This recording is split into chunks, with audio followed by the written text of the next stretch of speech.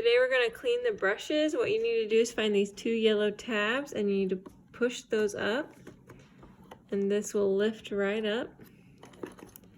And then you can take these out and you can clean out all the hair and debris. So we are going to just cut.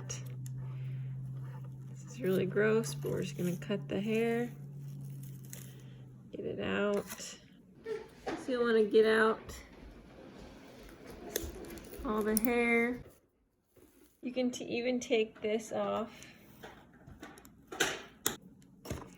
Same with this one. You can see there's a bunch of hair and stuff to get out.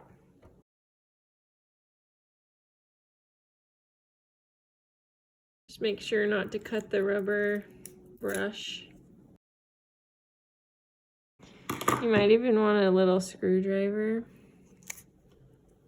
Just get all the hair out.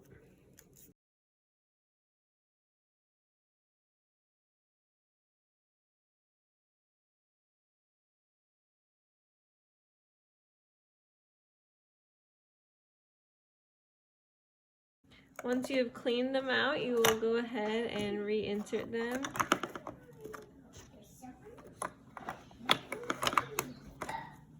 And then close the top, make sure it clicks into place. Suggested that you clean these brushes once a week, and then it is suggested that you clean this side brush once a month. Thanks for watching. Hopefully you'll subscribe to Big Al Repairs.